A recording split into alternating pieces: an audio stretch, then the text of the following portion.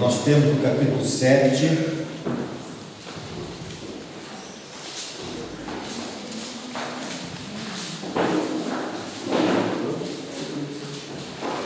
o selamento.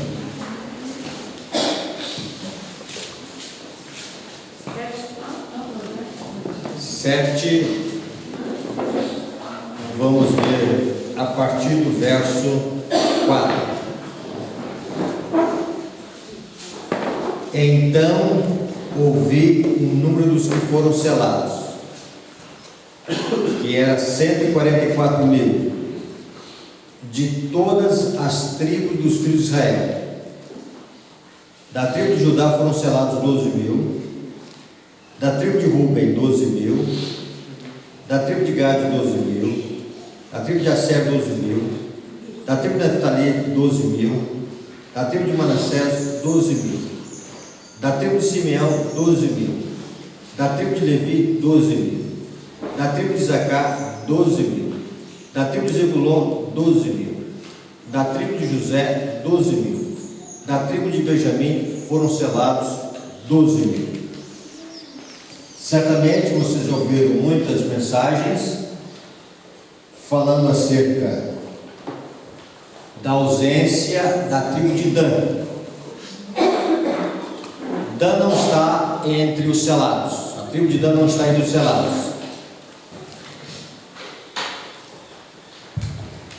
Em compensação, nós encontramos aqui a tribo de Manassés. E a grande pergunta é: por que Manassés e não Efraim? Quando nós olhamos a palavra de Deus, nós temos agora aqui fazer uma retrospectiva na história de Manassés, mas principalmente na história de Efraim. Quando nós olhamos o livro de Gênesis, no capítulo 48, nós enxergamos ali o propósito de Deus em relação à tribo de Efraim. Lembrando que Efraim e Manassés são filhos de José, netos de Jacó. E agora a palavra de Deus disse que o avô Jacó, sendo velho, já não enxergando, capítulo 48, ele vai ter diante de si os netos que ele não conhecia. E ele vai pronunciar uma bênção sobre os seus netos. E no verso 14 do capítulo 48 nós encontramos: mas Israel estendeu a mão direita e a pôs sobre a cabeça de Efraim, que era o mais novo, e a sua esquerda sobre a cabeça de Manassés, cruzando assim as mãos. Não obstante ser Manassés o primogênito. José colocou os filhos diante de Jacó, para que a mão direita de Jacó estivesse sobre a cabeça de Manassés. Por quê? Primogênito. E deveria colocar a sua mão esquerda sobre a cabeça de Efraim, por ser o mais novo. Jacó, ele já não enxergava. Vamos imaginar aí uma catarata acentuada, não sei se a gente pode dizer assim, né, doutor Isaac? E aí o que Jacó vai fazer? Ele vai cruzar as mãos, e o José vai irritar, dizer: pai, o senhor está fazendo aí algo que não é bom, que não é sensato. E Jacó vai responder: olha, eu sei, meu filho, eu sei o que eu estou fazendo. Naquele momento, Deus estava direcionando para que Efraim recebesse da parte de Deus uma bênção especial, mesmo sendo mais novo. Quando nós olhamos Jeremias capítulo 31, verso 9, só confirmando para vocês aqui, 31, verso 9.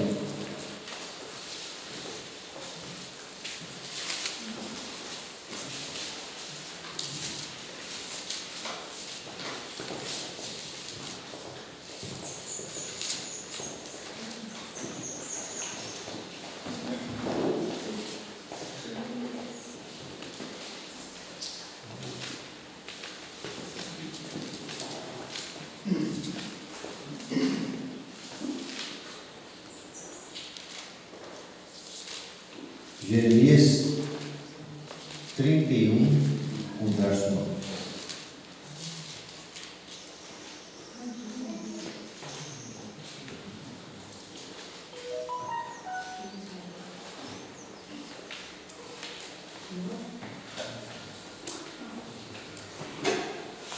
Só confirmando aqui um detalhezinho nosso, tá?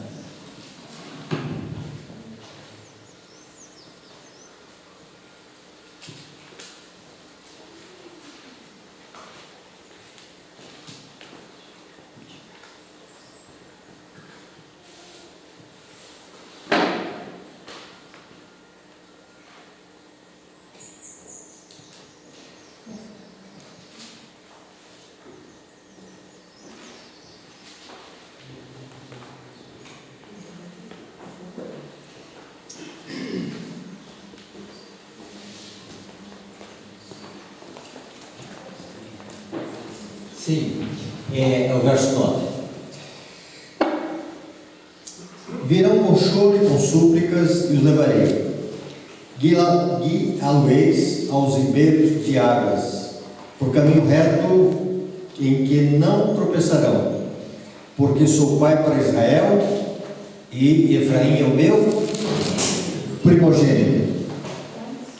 Então, Deus tem uma bênção especial para Efraim. Efraim, podemos colocar também Manassés, foram as duas tribos mais numerosas dos filhos de Israel. Em termos de prosperidade, em termos de quantidade, podemos dizer que Efraim é ricamente abençoado, a sua tribo. Quando nós olhamos o Antigo Testamento, nós vamos aqui agora considerar, entre as muitas coisas acerca de Efraim, vamos direcionar aqui um estudo sobre um efraimita e vamos analisar a parte final da história de Efraim. Quando nós abrimos a palavra de Deus no livro de Juízes, nós vamos ver algumas histórias interessantes no livro de Juízes, e uma delas de um homem chamado Mica, e certamente vocês estudaram muito sobre Mica, no capítulo 17. É saudável nós estudarmos os personagens do Antigo Testamento e o que eles têm a nos dizer. A partir do verso 1, havia um homem da região montanhosa de Efraim, cujo nome era Mica, o qual disse a sua mãe: os 1.100 ciclos de prata que te foram tirados, por cuja causa deitavas maldições, e de que também me falaste, eis que esse dinheiro está comigo. A mãe de Mica deu conta de que havia perdido uma certa quantia de dinheiro. Interessante que essa quantia é a mesma quantia que Dalila vendeu Sansão. E ela está deitando maldições. está praguejando: quem é que roubou meu dinheiro? E ela conversa com o filho, e o filho fica em silêncio. Mas depois de um certo tempo, diz aqui que ele vai chegar para a mãe e vai dizer: eis que esse dinheiro está comigo, eu o tomei. Então lhe disse a mãe: bendito do Senhor seja meu filho. Uma mãe que amaldiçoa quem pegou o dinheiro, mas quando ela sabe que é o próprio filho que está com o dinheiro, ela passa a abençoar. Que tipo de relação que essa mãe tem com o filho? Amor. Amor? Será que esse filho não é um ídolo? Será que é? Então é o seguinte: ela está lançando maldições, a hora ela está praguejando, ela está rogando maldições. A hora que ela sabe que é o filho, bendito o Senhor seja meu filho. É de ter repreendido ele em casa, né? É um ídolo que ela tem. É um ídolo. Estão entendendo, irmãos? Um ídolo que ela tem. E ela deveria ter chegado: meu filho, repreendido, né? Meu filho, isso não é coisa que se faz, meu filho. Eu estou aqui praguejando, falando, você sabe do acontecimento, eu já te falei, e porque ele fala: tu me falaste. Agora vamos lá, irmãos.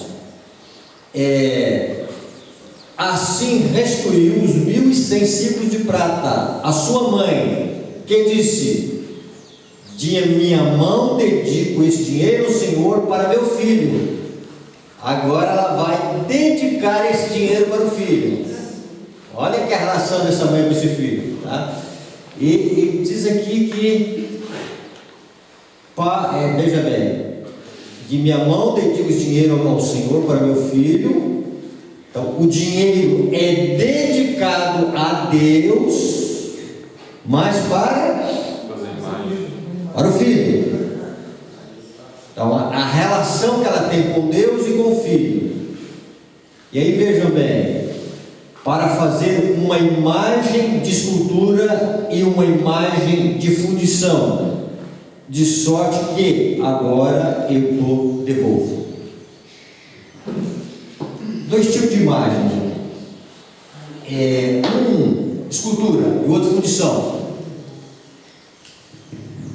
E geralmente no Antigo Testamento eles faziam de madeira uma imagem, uma estátua, e faziam um revestimento, ou poderia ser a prata, ou poderia ser o ouro. No caso aqui vai ser a prata, porque o dinheiro aqui é a prata. E havia a fundição.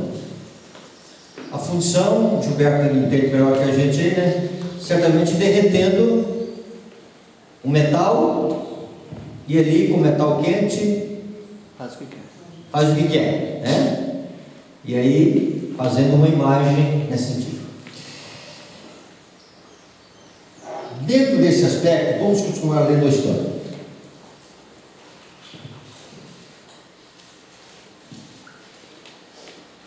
Porém, verso 4, ele restituiu o dinheiro à sua mãe. Veja bem, o dinheiro vai para lá e volta para cá.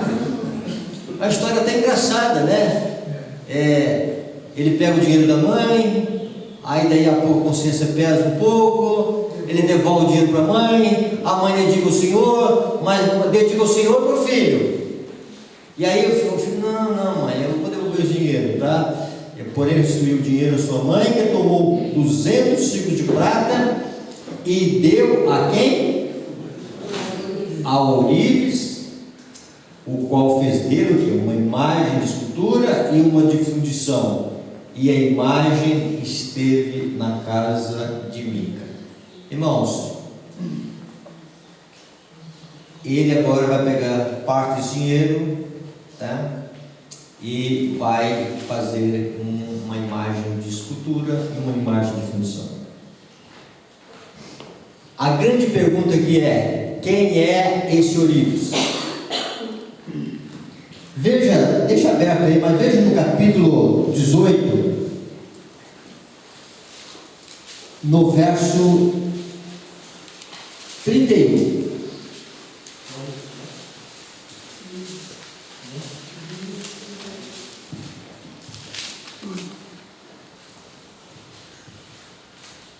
Assim, pois, a imagem de escultura feita por quem? Quem é o Orives? Quem é o artífice ali? Ele próprio. A palavra de Deus, irmãos, ela é bastante interessante, né? Ela traz detalhes assim. Então é o seguinte: o que a gente pode ver desse filho, chamado Mica? Ele é um adorador de si mesmo. Ele é um ególatra. A mãe tem o filho como ídolo e o filho é o próprio ídolo. Geralmente é assim mesmo. Comece a entender isso aqui, irmãos. Nós vamos entender por que a tribo de Efraim não está entre os selados. E aqui está referindo à história de um homem chamado Mica. Mas a história continua. Vamos voltar no capítulo 17.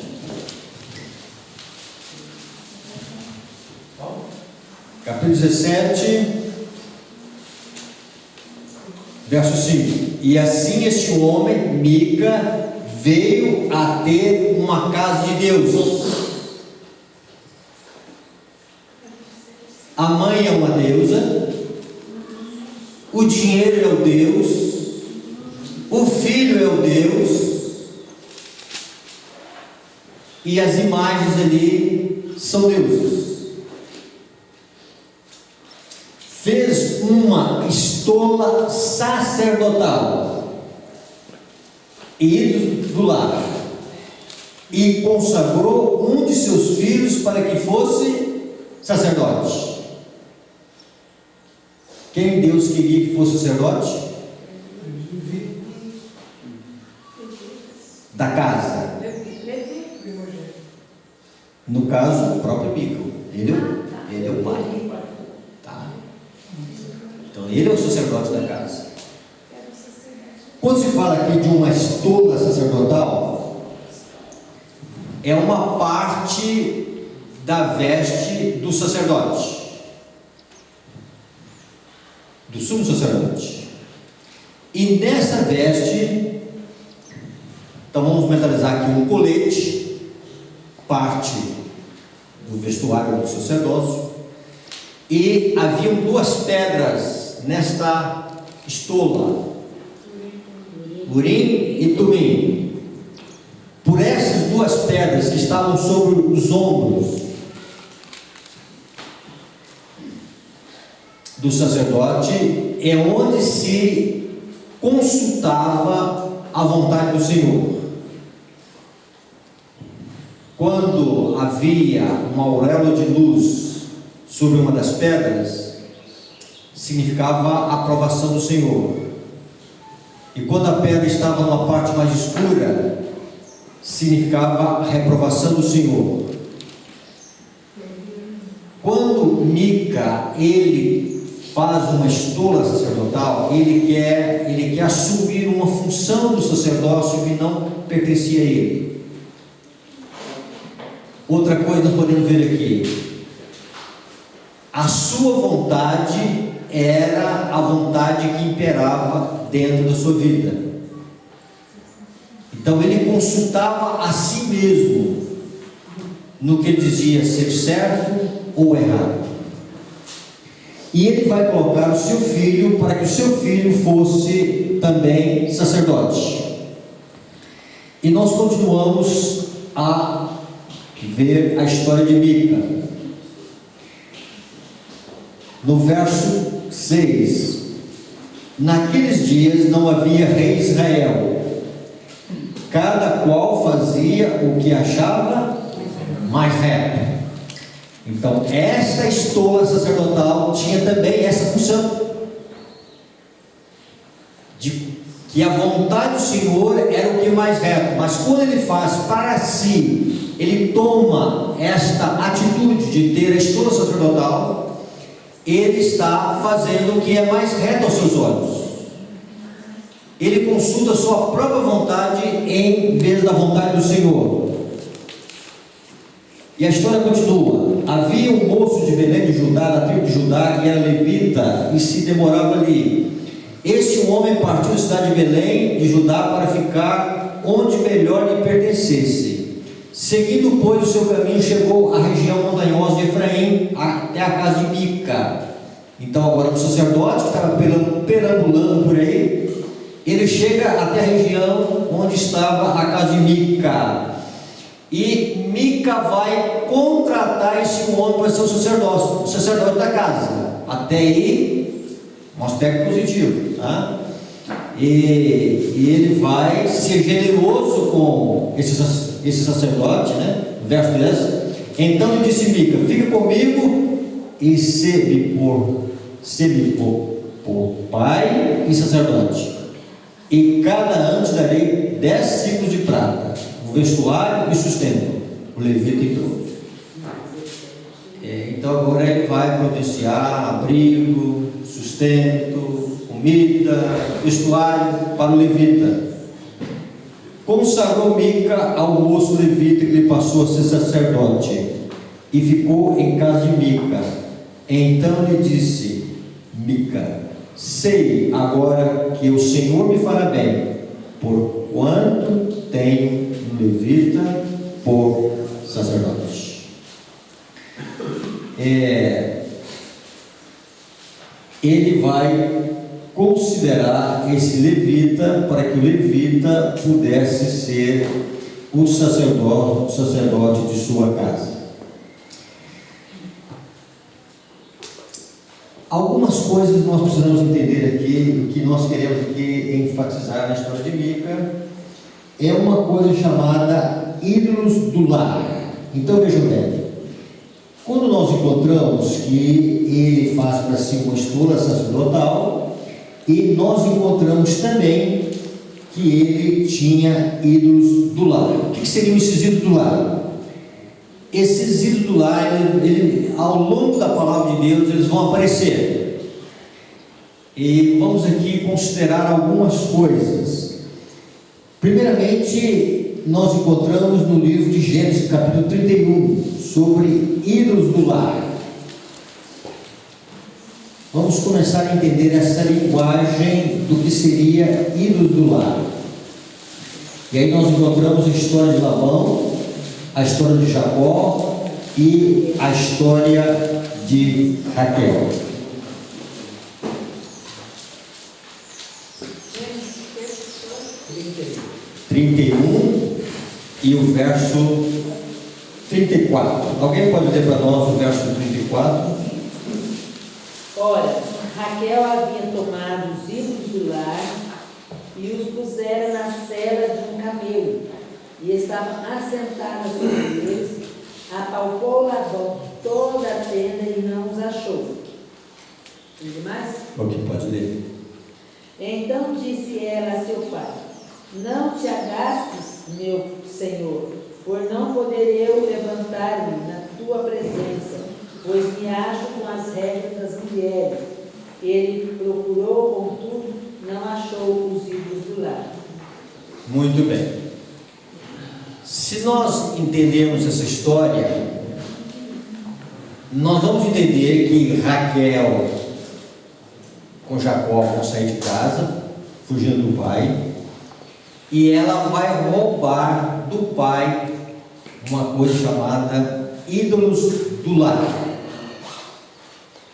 Quando o pai percebe a ausência dos seus ídolos que foram furtados, ele vai encontrar com Jacó, e nós encontramos que ele vai pedir conta desses deuses.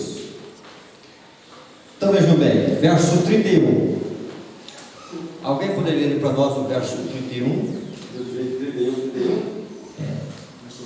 Respondeu-lhe Jacó: porque tive medo, pois calculei, não suceda que me tome a força as suas filhas.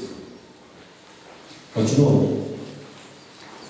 Não viva aquele com quem achares os teus deuses. Verifica diante de nossos irmãos o que te pertence e que está comigo e leva-o contigo. Pois Jacó não sabia que Raquel vos havia furtado. Então veja bem, Labão está furioso, ele chega até Jacó, vai querer conta dos filhos, e Jacó vai fazer um decreto de morte. Não viva aquele. Por quê? Ele tinha tanta certeza que esses ídolos não estavam entre eles, porque ele não sabia que Raquel havia furtado esses ídolos, que ele diz: olha, que aquele que fez tal coisa, ele precisa morrer. Então, em cima de um decreto de morte, aí o que vai acontecer? Labão vai vistoriar a tenda, não vai encontrar nada, e quando ele vai então em direção ao camelo onde estava a filha sentada, ela vai dizer: pai, eu estou no meu ciclo hormonal. E o pai respeitou. Por certo, algum detalhe de algum tipo de higiene, de cultura da época, ou alguma coisa, né? Porque o conceito de imundícia nas leis levíticas ainda não existia nesse contexto, né? Mas certamente alguma coisa estava relacionada ali. Ela diz: olha, eu não posso me levantar.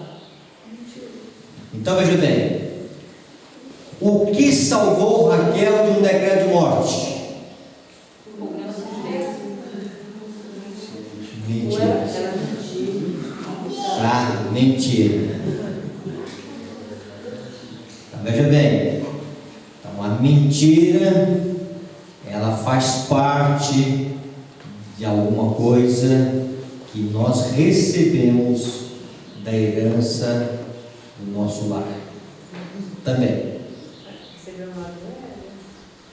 Então veja bem, ela trouxe isso de casa. Mas acho que não ia matar ela, não, pastor? Hein? Mas Não o sei. pai- Mas ela estava em cima de um decreto de morte. Para matar, não sei. Mas havia um decreto de morte em relação a Raquel. Agora, se ele ia matar, é outra história. Mas que havia um decreto de morte, havia. Então é o seguinte: para que ela pudesse se livrar bem, ficar bem com o pai, ela mente. E é o seguinte: o pai também era mentiroso. O marido também era mentiroso. Ela veio do lado. Tudo em família. Tudo em família. Então, irmãos, primeira coisa que nós temos que ter aqui. Segunda coisa que nós temos que ter aqui na questão dos ídolos do lar. Com respeito aos ídolos do lar, ainda sobre mentira, nós encontramos uma história bem parecida no livro de 1 Samuel, no capítulo 19. Agora não é Mica, agora é Milca. Agora não é um homem. Agora, capítulo 19, verso 12. Aliás, verso 13. Aliás, verso 12. Saul está atrás de Davi, quer matar Davi. E no verso 12: então Mical desceu Davi por uma janela. Ele se foi, fugiu e escapou. Mical tomou um ídolo do lar. Olha aqui o ídolo do lar. E o deitou na cama. Pôs-lhe a cabeça um tecido de pelo de cabra e o cobriu com manto. Você consegue ver uma história paralela a essa no Antigo Testamento? Jacó. Esaú. Ele era o corpo liso, sem pelos, o irmão peludo, e aí quando a mãe coloca a estratégia de enganar Isaac, que já estava também idoso, com a catarata acentuada, e aí o que acontece? E ele vai colocar uma menção para a mãe: meu pai vai ver meu corpo, vai me palpar e vai ver que eu sou liso, não tenho pelos. Não, meu filho, vamos colocar aí uma pele de animal aí, tá? Cobrir o seu braço com essa pele, tá? Então vejam bem. Então quando Mical pegou esse ídolo lá, e aí ele deitou numa cama e pôs a cabeça nesse ídolo de pelos de cabra e o cobriu com manto. Tendo Saul enviado mensageiros que trouxessem Davi, ela disse: está doente. Mentirosa, tá? Engano. Tendo Saul enviado mensageiros que trouxessem Davi, ela disse: está doente. Então Saul mandou mensageiros que vissem Davi, ordenando-lhes: trazei-o mesmo na cama para que eu mate. Vindo, pois, os mensageiros, eis que estava na cama o ídolo do lar e o tecido pelos de cabra e ao redor da sua cabeça. Então disse Saul a Mical: porque assim me enganaste e deixaste ir escapar o teu inimigo? Você tem dúvida que Saul estava disposto a matar a própria filha? Eu acredito. Sim, Saul era sanguinário. E aí o que acontece? E aí o que é? Em cima da ira do pai, o que ela vai usar? Então veja bem. Veja bem aqui a resposta. Respondeu-lhe Mical: porque ele me disse: deixe-me ir, senão eu te mato. Irmãos, mais mentira. E em cima dessa mentira, ela colocou Davi numa situação muito delicada, porque ela colocou Davi como um monstro. Olha, e aí Saul poderia agora correr com a notícia: olha, a minha filha sofreu uma ameaça de morte pelo próprio marido, e este é o homem que precisa ser morto.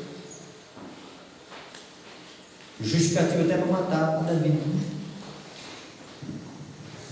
Então, a primeira coisa que nós temos aqui em relação aos ídolos do lar é a mentira, o engano. E nós trazemos isto de casa também. Quando se fala de ídolo do lar, irmãos, nós temos que pensar em algumas coisas a mais. No livro de Ezequiel, capítulo 21 e o verso 21.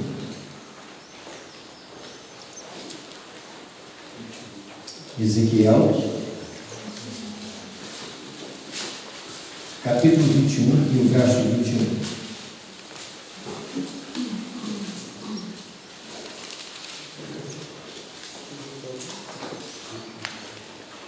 Pode ler? Pode ler. Porque o rei da Babilônia irá para a bifurcação, na entrada dos dois caminhos, para fazer adivinhações, sacudirá as flechas, consultará os ídolos do lar, examinará o fígado de um animal. Ok. Então o rei de Babilônia, ele tem um sistema lá que na Babilônia antiga ensinava para ele a questão das flechas, quando ele estava numa encruzilhada. E na encruzilhada ele estava indeciso se ele iria para a direita ou para a esquerda, porque havia uma bifurcação. Dois lados para quê? E aí ele pegava a flecha e ele ia consultar os oráculos, os deuses da Babilônia. E também ele consulta quem? Os ídolos do lar, e ele examina o quê? Fígado.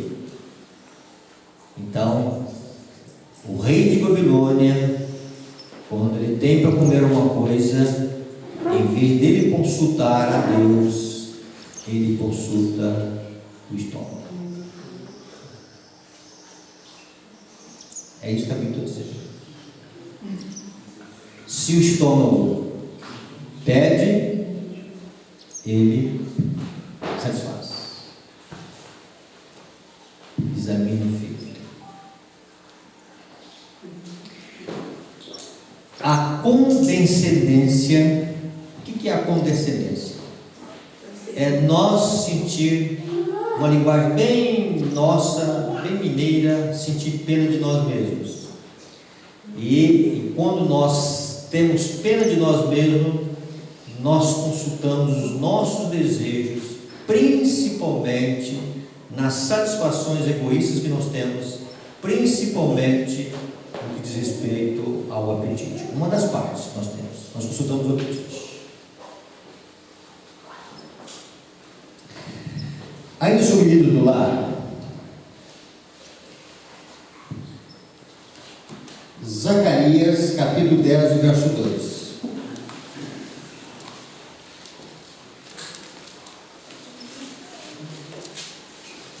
Zacarias, capítulo 10, e o verso 2.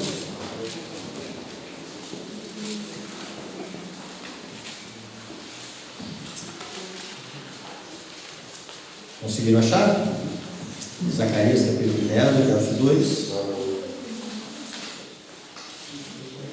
Um outro voluntário. Porque o ídolo do lar fala coisas vãs. Meus adivinhos vêm mentiras, contam sonhos, enganadores e oferecem consolações vazias. Por isso anda o povo com ovelhas, aflito porque não há pastor.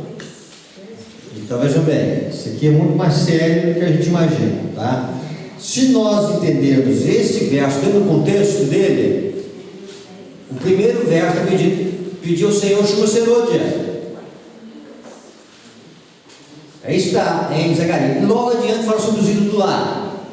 Ou seja, a chuva serôdia virá para aqueles que não consultam os deuses ou os ídolos do lar. Então vamos ver, os ídolos do lar, eles têm também a finalidade de serem consultados. E o que é certo na palavra de Deus é consultar a palavra de Deus, a vontade do Senhor. Mas se nós consultamos os ídolos do lar, eles vão dizer coisas vãs, eles vão satisfazer os nossos desejos egoístas, eles vão satisfazer as nossas inclinações perversas, e eles oferecem consolações vazias.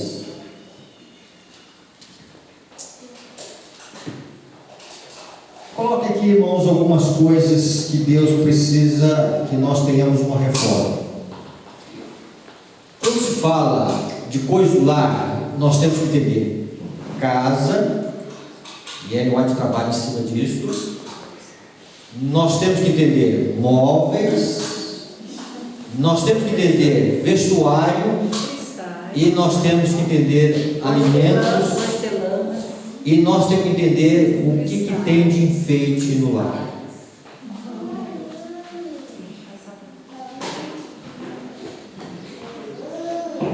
Gasto excessivo com a casa.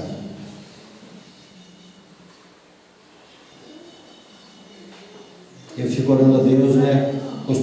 Acabamos de construir lá. Senhor, será que eu coloquei excesso? Será que eu coloquei alguma coisa que eu não fiz a tua vontade? Consultei só o meu desejo? Móveis luxuosos, idolatria. Casa luxuosa, idolatria. Vestuário dispendioso, idolatria.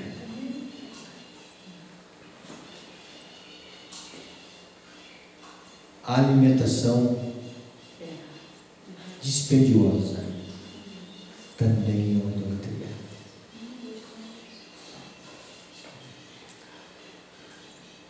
Então vejam bem, irmãos. Há um texto que vamos mencionar aqui nessa. Pastor, eu gostaria de perguntar. Só um pouquinho. Nós queremos fazer isso de novo. Só um pouquinho. carros, ok? Bens, tá. Veja bem, isso aqui é uma citação do dom profético.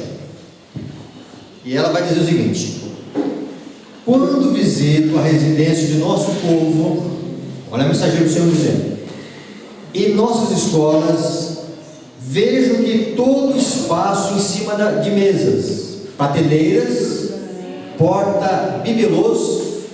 O que é isso, bibelôs? Enfeites, né? Se encontra cheio de fotografias. Ellen White não é contra fotografias, mas existem princípios na fotografia que ela trabalha. Então ela vê o seguinte: à direita e à esquerda vêm-se fisionomias humanas. Deus deseja que se mude essa ordem de coisas. Estivesse Cristo na terra e diria: tirem tudo isso daqui. João 2,16, limpeza. Fui instruída que essas fotografias são como muitos ídolos, tomando o tempo e o pensamento que deviam ser sagradamente devotados a Deus. E aí vejam bem, irmãos, começou um processo de queda no céu. E esse processo de queda no céu começou assim, ó. Alguém olhando para si mesmo, contemplando a sua formosura. E aí vejam bem, alguns anos atrás eu ouvi de uma pessoa e ela disse: pastor,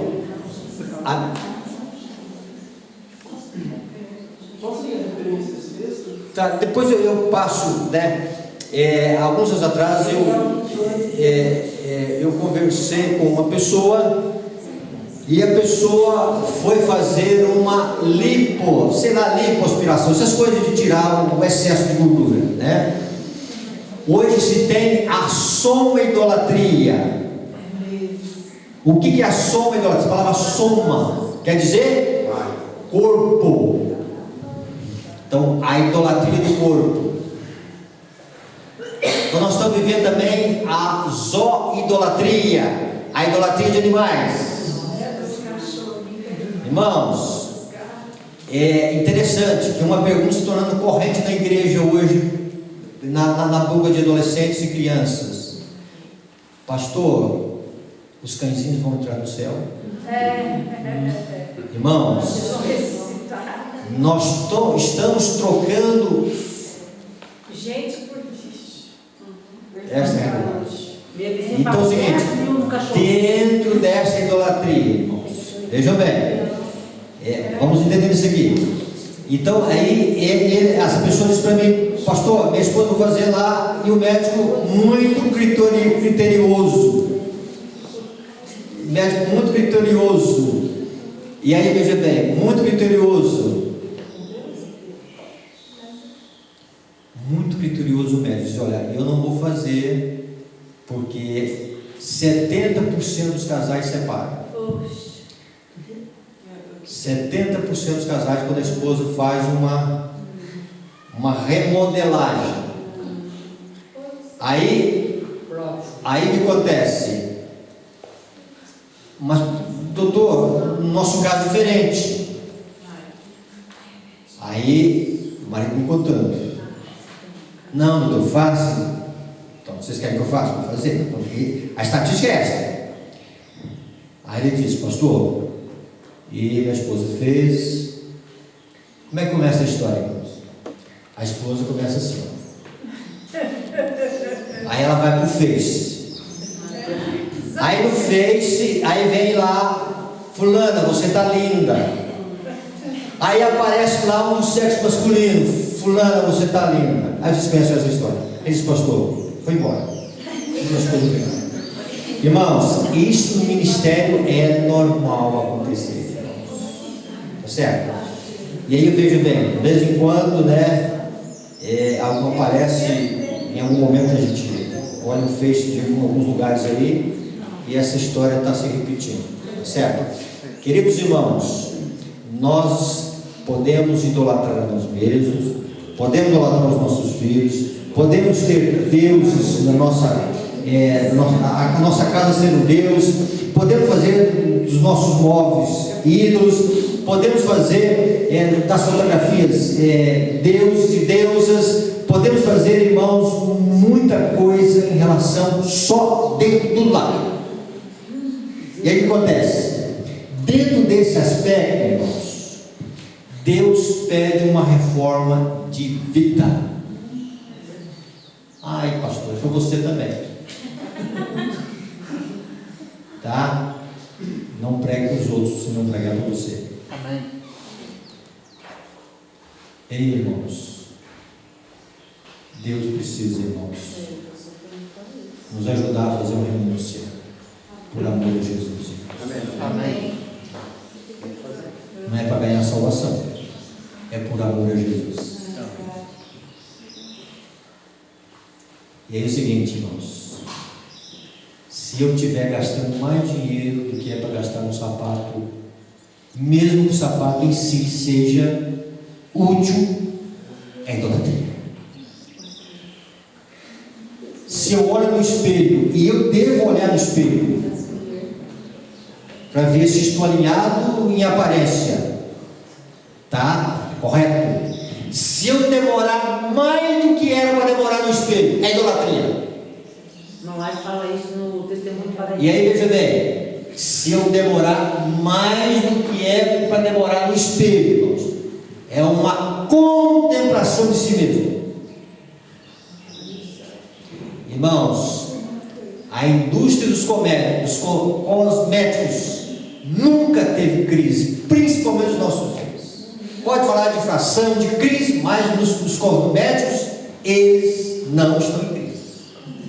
Mas o povo de Deus nós deveríamos, irmãos, ter posturas diferentes que o mundo tem. Quando se fala de mundanismo, irmãos, a coisa é um pouquinho mais acentuada, tá?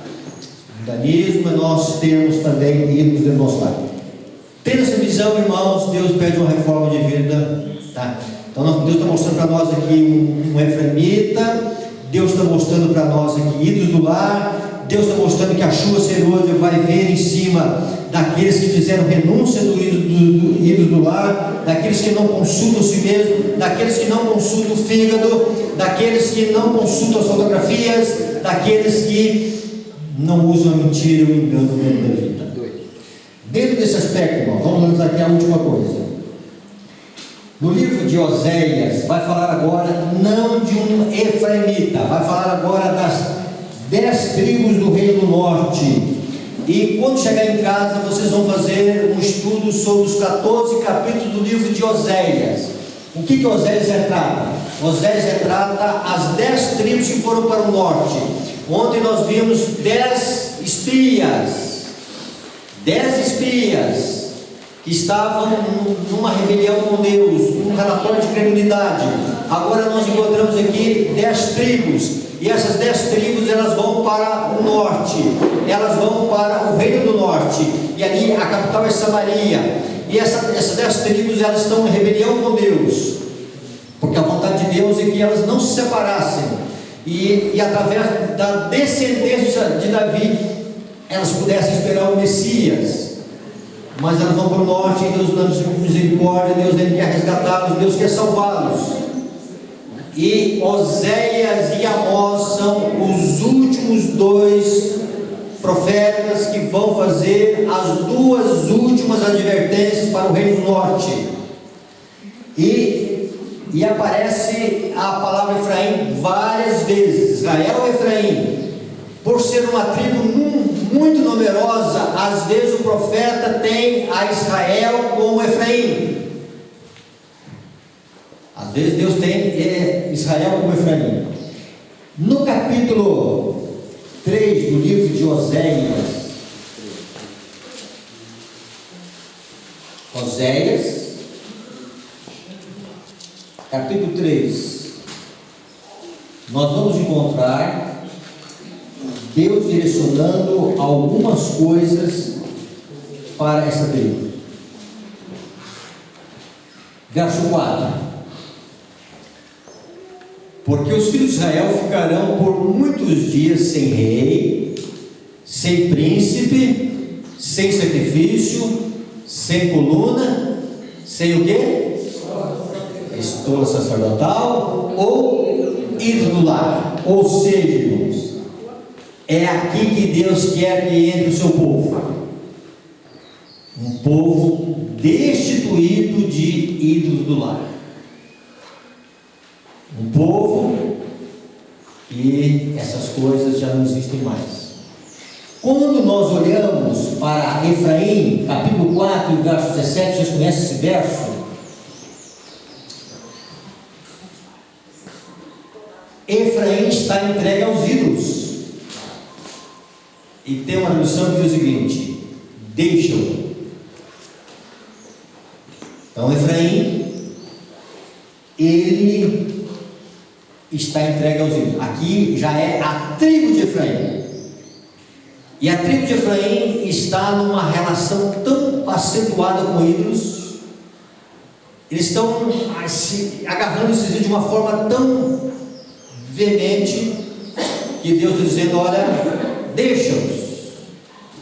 É isso que eles querem. Eles querem esses ídolos. Eles não querem a mim. Mas é no capítulo 13. Efraim representa Israel do norte? Sim, as 10 tribos. Por ele ser uma tribo muito numerosa, em algum momento as 10 tribos chamadas de Efraim. Em outro momento ele está dizendo Israel. Mas as duas coisas elas são idênticas. Tá? Então Deus está dizendo: olha, a maioria do meu povo, das 10 tribos, elas, vamos dizer o seguinte, elas estão entregues aos ídolos. Isso aqui tem um sentido, tá? Mas vamos continuar lendo. No capítulo 13, 13 1. Joséias? 13. José, Oséias. Quando falava a Efraim, havia tremor. Foi exaltado Israel. Vocês perceberam que desde o início lá de Efraim, desde lá do avô chamado Jacó, desde o cruzar as mãos, desde a prosperidade, desde Deus chamar Efraim, meu primogênito, uma tribo abençoada. Agora vamos dizer o seguinte, né? Uma tribo numerosa.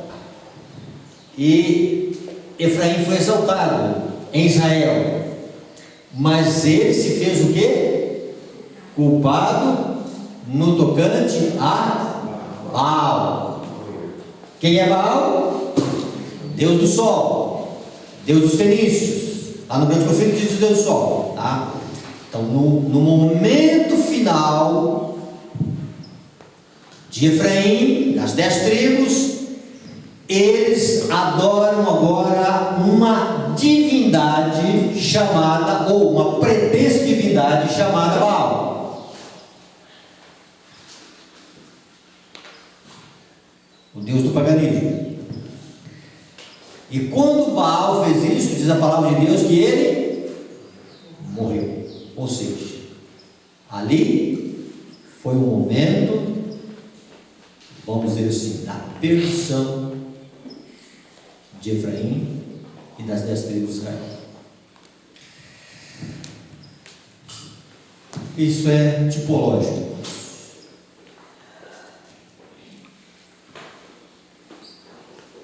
A crise final vai envolver adoração. Ou vamos adorar o Senhor dos Exércitos, o Deus Criador, que fez o céu, o mar, a terra, o fundo das águas, fez tudo. E de outro lado vamos adorar a criatura. Ou em cima da criatura nós estaremos adorando, vamos dizer assim,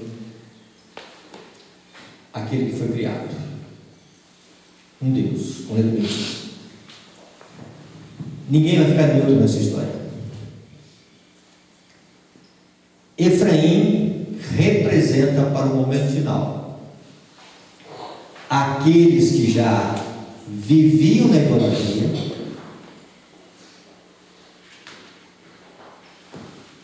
não renunciaram aos ídolos, começando os ídolos do lar, e quando vier a grande mentira, que o domingo é o dia do Senhor, eles já estão acostumados com isso. Já faz parte da vida. E vão passar para o lado de cá.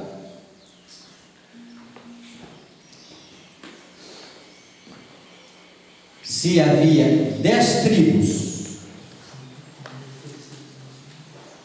e 2 ficaram no Reino do Sul, e 10 foram para o Reino do Norte, e 10 se perderam, isso significa que a maioria do povo de Deus não receberá o seio de Deus.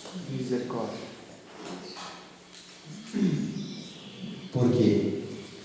Estão entregues aos ídolos. Baal vai ser só mais um ídolo. Adoração do sol. Baal vai ser só mais uma inclinação. A idolatria já faz parte do ser. Irmãos, Jesus tem que fazer uma obra profunda em nossa vida. Amém. Nós precisamos fazer uma renúncia de vida. Nós precisamos entender algumas coisas, irmãos, que Jesus quer que nós façamos. Por amor a Ele. Não é para ganhar o céu. Para ganhar o céu é uma satisfação egoísta. Mas por amor a Jesus, irmãos, é por aquilo que Ele fez na nossa vida, por aquilo que Ele faz. Se Efraim não está entre os selados e Manassés entrou, porque Efraim se deixou levar pelos ídolos. Pastor, mas por que Dan não entrou? Se nós fazermos um estudo aqui mais profundo, o próximo capítulo que segue a Mica, então Mica, ele tem uma história total, ele tem ídolo do lar, ele tem uma imagem de fundição, ele tem uma imagem de escultura. E esta imagem de escultura é, vamos dizer assim, é o caráter de Mica que é modelado. Ele foi modelado pela mãe, ele foi modelado pelo dinheiro e ele é modelado por ele mesmo, à medida que ele contempla a ele mesmo. Então é um caráter defeituoso. Se nós resumir toda a história de Mica, é isso. Ele pega e paga no sacerdote. E eu fico imaginar que esse sacerdote é chamado mais tarde por Mica como um pai. Ser o sacerdote para nós, porque ele está querendo um pai. Se esse sacerdote fosse um sacerdote real, que cumprisse o que Deus pede, será que Mica seria tão generoso com esse sacerdote? E aí vejam bem, o que vai acontecer com os danitas? Vai um grupo de danitas à região montanhosa de Efraim. E o que eles vão fazer com os ídolos do lar de Mica, com a escola sacerdotal, com a imagem de fundição, com a imagem de escultura? O que eles vão fazer? Pegar para si. Eles pegam isso para si. E eles vão dizer para o sacerdote: olha, vem, seja nosso sacerdote. É melhor ser sacerdote de uma tribo do que sacerdote de um homem só, de uma casa só. Ah, sim, tá bom, eu vou. Um sacerdócio corrompido. E aí o que acontece?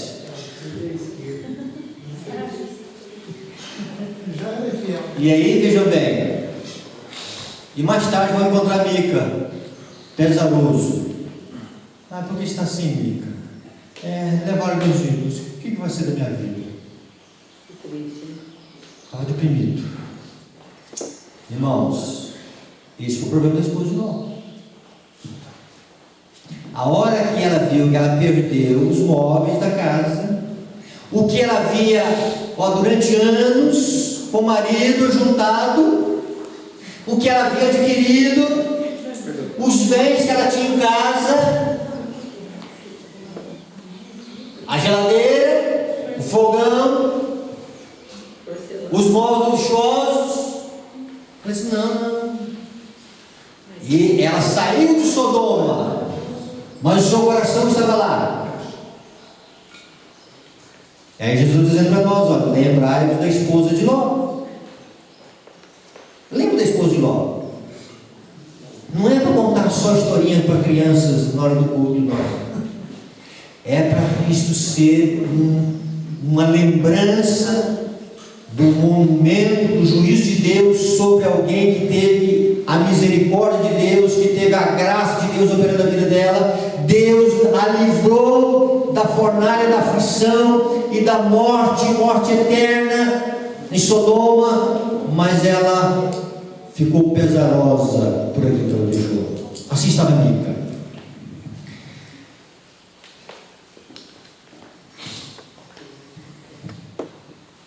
E aí o que acontece na história de Daniel? O que a gente pode aprender com Daniel?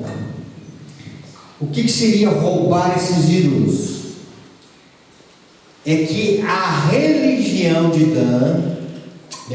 de Mica, a vida de Mica, a vida do que acontecia lá na região montanhosa de Efraim era atrativo aos danitas. Dan é aquele que quer olhar para aquilo que está acontecendo com Mica. E quando isso acontece, irmãos, é a contemplação dos defeitos alheios. A maledicência. O que acontece com a maledicência? Os defeitos que nós falamos são os defeitos que nós admiramos e contemplamos no outro. E esses defeitos, eles são reproduzidos aqui. Não é só falar. Então, quando eu olho a fraqueza do outro, e eu comento a fraqueza do outro, eu sou transformado naquilo que eu contemplo. Então, Danita, irmãos, é comparado lá nas bênçãos de Jacó, em Gênesis 49, com uma serpente junto ao caminho. Os danitas foram capacitados por Deus para serem juízes. E o juiz, ele tem o discernimento quando ele é sábio, e ele sabe aonde está a verdade. Então Dan foi colocado para ser juiz na casa de Israel, as 12 tribos. Mas perverteu esse dom em Dan, porque ele começou a olhar as fraquezas dos outros e começou a ser juiz das fraquezas dos outros. Há muito a apontar os dedos, irmãos. Quando nós apontamos os dedos para os outros, os defeitos dos outros, nós estamos apontando para nós mesmos.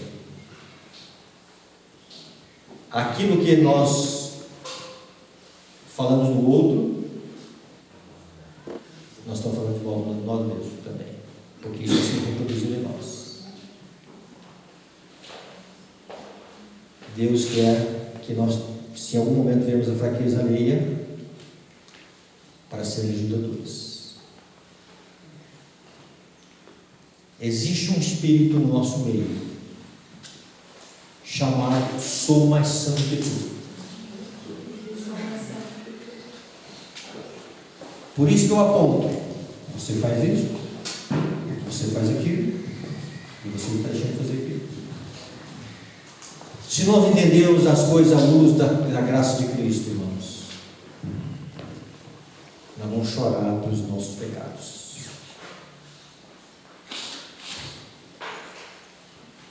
Se nós tivermos uma vida pautada em olhar para Jesus, vamos ver que nada existe em nós mesmos para nos exaltar. Só existe um caminho para nós: humilhação da alma. Amém. Ceder para Cristo e olhar o nosso ser humano com misericórdia. Por isso Dan não está entre os selados. Dan e Efraim se harmonizam. A religião de Mica foi atrativa para os danitas. E perderam tanto Efraim como Dan. Precisamos humilhar nossa alma. A chuva serôdia virá para aqueles que fizeram renúncia, ídolos do lar. E aqueles que estão desprendendo dos ídolos do lar, eles vão desprender também na hora final da grande tentação. Amém. Nós precisamos economizar mais, irmãos. Deus vai pedir conta das nossas viagens desnecessárias. E agora eu estou falando para mim e para o Jorge. Não é hora de turismo mais, gastar dinheiro com turismo. Nunca foi, principalmente agora. Terração. Em muitos cruzeiros da vida, em muitos hotéis luxuosos da vida, está dinheiro que poderia ser colocado na causa de Deus. Mas eu ganhei, pastor. Assim é a história de Mica, irmãos. O dinheiro gira em torno da satisfação egoísta. Estou pegando para mim, irmãos. Precisamos de uma reforma de vida, irmãos. Se queremos estar entre os salados de Deus. Aqueles que amam o mundo satisfaz segundo as exigências do mundo. Então o mundo tem o seu padrão. O mundo tem o seu padrão. E aí o que acontece nesse padrão do mundo, irmãos? Se nós satisfazemos as exigências do mundo em nossa vida,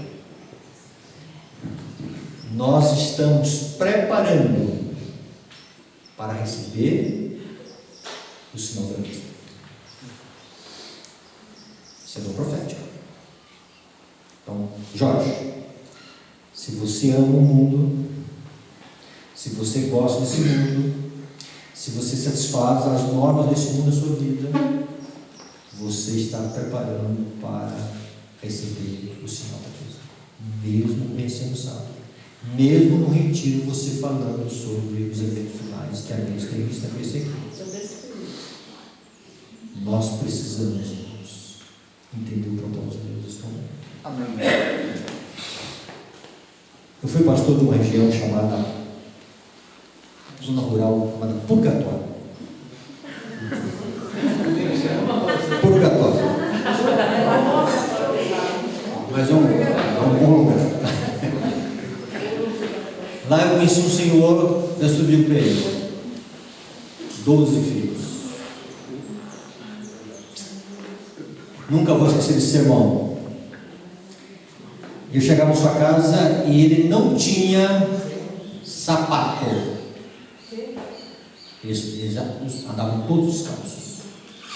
Ele tinha um pedacinho de terra, era uma tirinha de terra. E algumas das vezes eu chegava lá, ele estava moendo a cana. Eu disse, olha, uma garapa. Mas era para fazer o melado e do melado o açúcar. E quando fomos estudando a Bíblia com ele, e quando se fala de batizar uma pessoa em relação à questão de alimentação, principalmente a carne do porco, em relação, para falar com ele, foi uma coisa muito pesarosa para mim. Porque eu sabia que o porco, para ele, não era um artigo simplesmente para satisfazer o apetite dele. Era uma necessidade financeira dele. Eu disse: Senhor, tem misericórdia. Como é que eu vou falar com esse homem? Com essa pobreza. 12 filhos. Do porco. Que não é um alimento que Deus aprovou. Uma ideia. Vou começar a fazer algumas perguntas para ele. Eu peguei a ficha mensal. Não, como é que o senhor crê sobre o sábado? Como é que o senhor crê sobre isso? O senhor crê sobre aquilo? O senhor já deixou isso? Já deixou aquilo? Aí, o próximo seria o porco. Aí o porco deu uma rosnada lá no chiqueiro. Aí ele deu um sorriso e disse: está vendo, pastor, meu problema aí. Aí ele disse uma coisa: pastor, eu vou batizar, mas primeiro eu tenho que dar um sumiço nesse negócio aí. Dá um tempinho. Tá bom, irmão, dá um tempinho. Ele batizou. A igreja que ele ia era Piedade do Caratinga, 12 quilômetros. O carro dele, uma bicicleta, levava a esposa e um filho. Aí um outro filho mais velho, uma outra bicicleta, levava e mais 2. Então iam 6 para a igreja. Era o primeiro a chegar na igreja. E ele lia a carta missionária. Ele ouvia a carta missionária e disse: pastor, uma das coisas que eu gosto da igreja é a carta missionária. Quando fala da experiência além-mar, né? Lá do outro lado do mundo, pastor, como é que o evangelho está crescendo? Como é que Deus está. Ele ficava entusiasmado com essas coisas. Aí eu disse: irmão, agora eu estou um problema. Nós temos que evangelizar e começar para casa do Senhor. O Senhor tem um pedacinho de terra aqui. Que a gente construísse aqui uma capelinha. Pastor, meu sonho. Naquele tempo, irmãos, o dinheiro hoje corre mais rápido. Naquele tempo o dinheiro era mais difícil, tá? Para quem viveu aí os anos de 80 e poucos, tá? No início de 90, ainda estava naquela fase do usado, o real não tinha entrado ainda, aquela inflação alta, o dinheiro era escasso, tá? Hoje é um pouquinho mais fácil o dinheiro, tá? E aí acontece, eu disse: irmão, eu não tenho dinheiro, mas a gente vai arrumar alguma coisa aqui, uma capelinha aqui para a gente evangelizar aqui, é atender a família do Senhor, uma família grande. Não posso ter meu sonho. Irmão, fazer o seguinte. Deu um sumiço. Aí o que acontece? Aí o que aconteceu? Bom, eu vou dar o alicerce. Vou começar o alicerce. Tá? O dinheiro do cimento. Se vai uma pedra muito perto, o cimento eu dou. E naquele tempo eu tinha 20 igrejas para cuidar. Tinha igreja de 120 quilômetros, estado de chão. E aí acontece, aí demorei um pouco ir lá. Cheguei lá e ele fez tijolo, amassou barro, fez o tijolo, queimou o tijolo, arrumou pedra, arrumou areia próximo ali. Ele disse: pastor, está pronto a base, toma aqui o dinheiro, irmão. Não, pastor. Não, pastor, isso aqui, eu quero dar uma oferta para a causa de Deus. Aí meu coração partiu. Tá bom, vamos fazer o seguinte: daqui para frente eu vou ajudar. Aí voltei lá na segunda vez, demorei um pouquinho mais, um mês e pouco. Ele estava coberto já. Não, está aqui o dinheiro. Não, pastor, não aceito. Aí ele diz o seguinte: pastor, você vai colocar dinheiro no bolso e o senhor vai ajudar a abrir uma outra igreja. O Evangelho tem que crescer. A única coisa que eu vou exigir do pastor é uma placa. Porque senão eles vão dizer que é a igreja do Faustino. E o Faustino não tem igreja, não tem o Senhor Jesus. E uma placa dizendo o seguinte: Igreja Adventista do Sétimo Dia. Nunca esse sermão foi apagado da minha mente.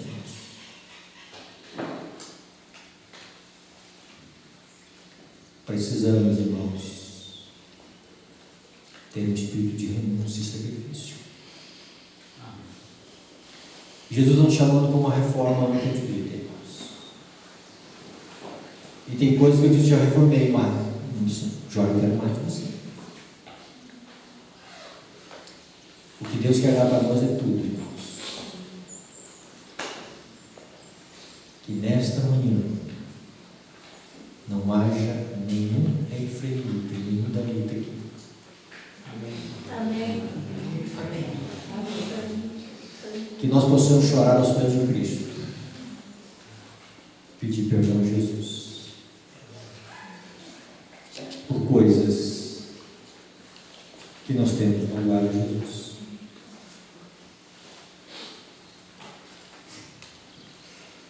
Bondoso Pai, tenha misericórdia de nós. Amém.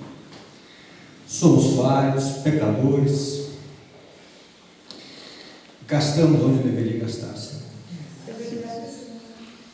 Pai, amamos muito luxo, Senhor, a extravagância, as coisas dispendiosas.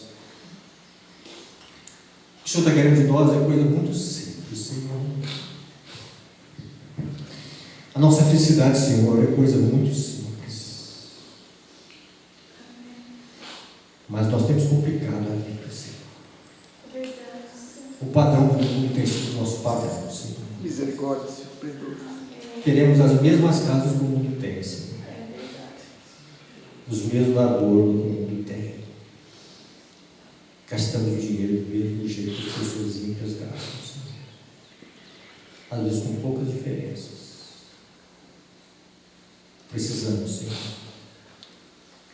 que o nosso coração seja humilhado.